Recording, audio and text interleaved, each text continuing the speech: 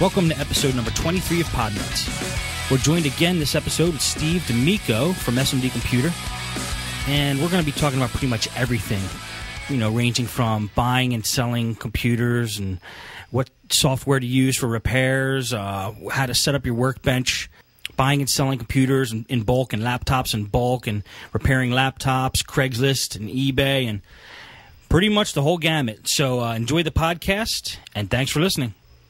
Here's the interview with Steve.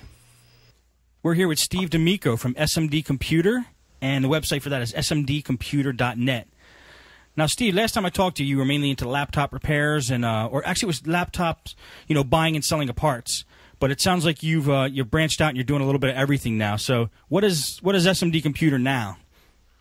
I kind of everything. I sell a lot of. I guess I got two different sides to my business. I got the kind of more of the my local customers, my local people. I'm just your average kind of mobile technician and supplier of different parts and things like that. And then, of course, I have my eBay business, which is really kind of how I'm seen, internationally. I do a lot of international shipments and things on eBay, a lot of laptop parts, unique things. You never know, like inverters and cables for just LCDs and. How's business going with that? It's pretty good. Used parts is a pretty good business. If depending on whether you can get the stuff for a good deal, if it's all about your sources. If you can get a good source, you can usually do a pretty good one on resale. Has your sources changed or business been better or worse since last time we talked? I haven't had much buying since last time we talked. I think last time we talked, you bought a whole load of stuff and you were trying to sell it.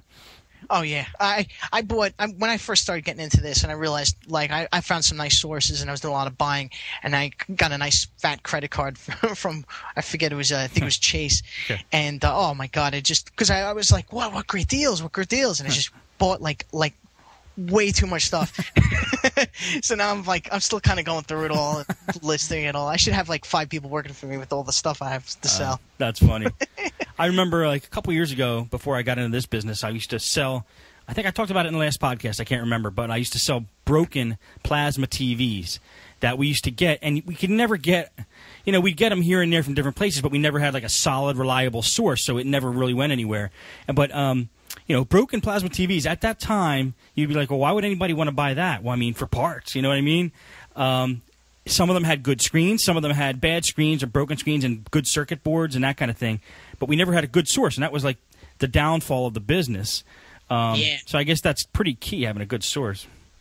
That is something I was doing for a little while. I've tried everything under the sun, it seems, at least to me. And one of the things I used to do was buy LCD panels, specifically the desktop variety.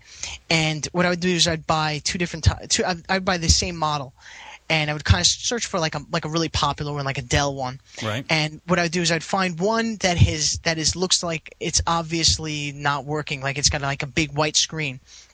And then I'd buy another one that has a smash screen but looks fine.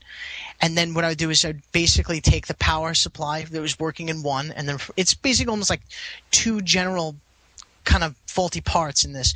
One has a good power supply but a bad screen. One has a good screen but a bad power supply. And then just basically switch the power supplies, and then you got one working. Right. And then if you could buy two broken ones for a good enough deal, and you know the market of a working one, and it's worth the price, and if the equation works, then you can make some quick, easy cash. That's good. That's a good idea. It's like I do that a little bit with computers that come in. Sometimes we'll get some skeletons of a computer with different parts, and you just kind of piece them all together and make a working system out of it. Absolutely. It's one of the great. Yeah, I mean, you could do that with even. With other LCD panels, one of the things I think that a lot of techs are lacking in their business, it's of course because it's something I focus on and I've had a lot of success with, is the eBay side, selling actual parts. I just as an example, I'll go out as a mobile tech and I'll see there's some guys. I just had recently a customer that had a broken gateway laptop screen, and her daughter, she got out of bed and her bed's, Probably room's a complete disaster, and Right. she just steps in the wrong pile, and then there's a laptop underneath it, and we got a bad cracked screen. Right. So she gives it to me and has me replace it. Now a typical advice for doing this sort of repair for anybody out there is that you do is, of course, you take the computer and then you pop out the undo the lid, and you look at the back of the LCD panel, you extract from the lid, get the numbers for the LCD panel, search them out and see what you can find, and then of course you change it out. But I think people should be a little more creative than that. What about this? You can also buy the actual laptop in some cases. If you're into parts and reselling of parts, you can actually buy a broken version of that laptop. As long as the screen's good, you can just switch out the screen. But more importantly, one of the easiest ways to do this sort of repair, and this is actually how I did this work, is you should check out the market for the actual panel itself, just the panel, and then the whole lid. Because some people won't know what they have. They just look at the model number of the panel and they say, all right, this panel's up for sale. And it's going to be compatible. But what about if you can buy the whole lid with the cable, the inverter, everything all in one bad thing, so that you don't have to you don't even have to undo the lid, just put the thing back together. And I'm sure you've been on many jobs where when you're putting those things back together, never really seem to get right.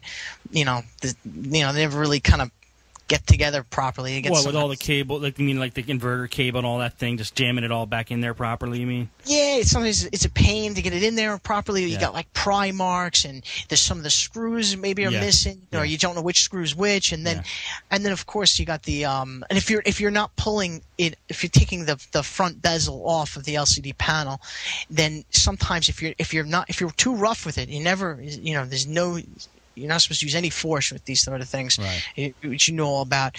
Sometimes, and I've seen this happen to some customers' machines, they kind of get a little too impatient, and they just end up prying where you're not supposed to pry, and then that whole thing flexes too much, that front bezel, and then it gets that plastic kind of flex, kind of white kind of mark thing, which is terrible. Right. And then it gets trashed, or it looks trashed at least. You don't have to deal with any of that hassle. If you can get the whole lid, usually I've noticed this a few times, you can get the whole lid for cheaper or the same price as just the panel. It's an easier job to get done, plus you end up with parts afterwards. You end up with an inverter board, you end up with the customer's old inverter board and cable, and then of course the plastics. And then you could turn around and sell that. Like I did the repair work on this gateway, and I ended up charging $50 profit, just because the LCD panel I was buying was a pretty expensive part. Right. I think it was something like I think I paid $160 for the whole thing. Now after I got the